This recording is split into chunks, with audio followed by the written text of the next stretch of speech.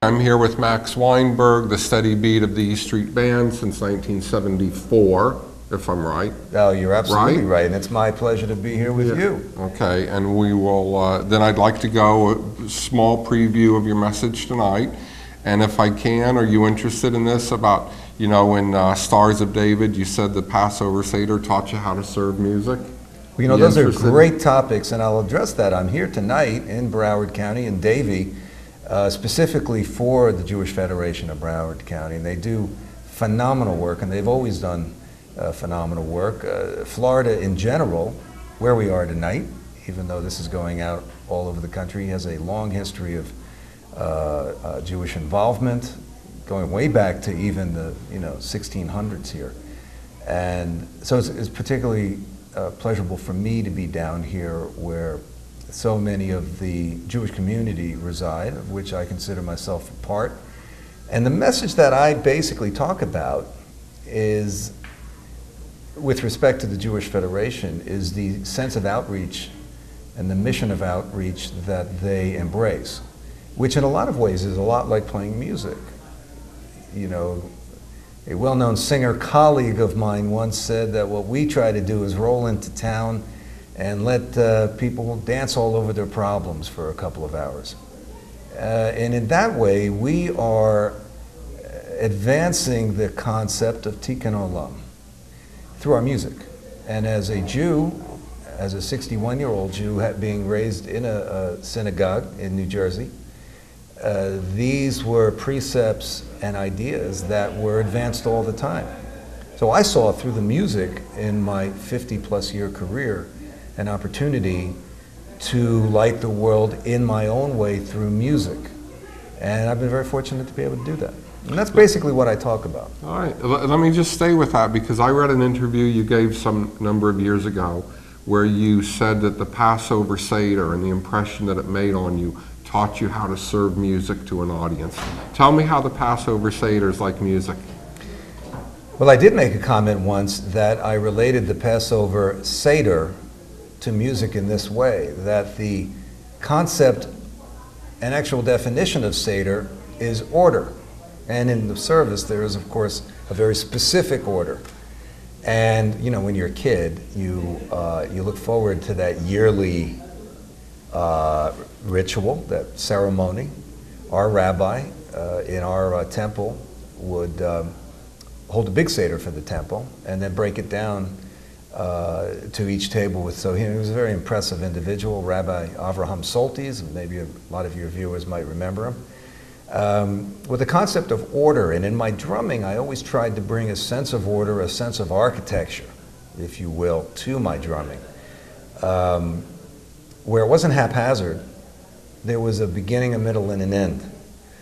And there was a lot of room for creativity within that, but there was a sense of progression, a sense of order. So when I made that comment about the Seder, well, if you've, and I'm sure many of your, if not all of your viewers have gone to Seders throughout their life, well, they'll recognize what I'm talking about when I say there's a progression of order throughout that ceremony and service. Max, if I may ask you, I know you have given a tremendous amount of your time to high school music programs and college music programs, trying to bring up the next generation and prepare them. What would you tell our audience who are parents and grandparents about preserving liberal arts in school and music programs? Because I know you're passionate about it. I am.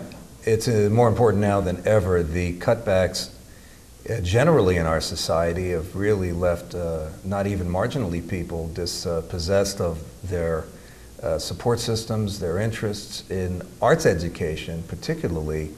In fact, in 2 weeks I'll be in Palm Springs, California, doing a show and a benefit for the Palm Springs High School Jazz Ensemble, and it came about for this very reason, that if you want to maintain arts in the school, which the Jewish people have always maintained is an essential, integral part of one's education, arts, music, poetry,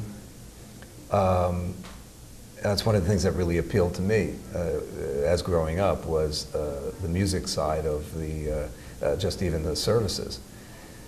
And so what I do feel very strongly about is not only that people do have to pick up the slack whether it's the government or organizations don't have the funding for arts programs, that people recognize the importance of whether it's music, art, writing, these sort of quote-unquote soft subjects that for a well-balanced individual are absolutely necessary. And as I go around the country and I play with high schools and colleges, as you've said, the cutbacks are astounding, you know, and it's something that when I'm asked, I speak about it and feel very strongly about it. And, you know, you asked me for some advice. What I tell, when I meet young musicians, young people in general, my advice is exactly the same as I gave my own children, who are now 24 and 21. Right. And your son Jay is a professional drummer and sits in for you sometimes, I read. He has done that. He's a wonderful drummer with a Florida-based band out of Gainesville called Against Me. But what my wife Rebecca and I instilled in them was the idea that if you act responsibly, you'll be given great responsibility. And you hope something like that takes hold, and actually now that we're at the other end of it, it really did take hold. And they've always been very responsible, and because of that, they've been able to be very independent, do their own thing, so to speak, because they were given responsibility that they could handle and that they lived up to. So whether it's learning an instrument, writing a story, figuring out a mathematical formula, whatever you do, do it with passion and integrity. I think that's really two of the key things. If I could just close with a little personal insight. You've been drumming, I think, since 5, performing since 7. You've been through rock and roll, big band, swing, TV. You're doing it all and still doing it all. What keeps the fire burning? I love to play the drums, and when I do play the drums, there's a lot of things about the music business that are difficult, like any business, but when I'm actually playing the drums, no matter what the context, I feel like a 12-year-old again. I've been able to maintain that fire within me that when no matter what else has gone on in the day or career-wise, when I'm sitting behind the drums and playing, I'm 12 years old. I'm little Max Weinberg from South Orange, New Jersey, and it's kept me youthful, I think. Thank you very much for sharing some time with us and our audience. Good to talk to you. Thank you. That's it for this edition. Don't forget to visit our Facebook page for all the latest news about our program. I'm Lee Lazarson. Thanks for joining us on To Life L'Chaim.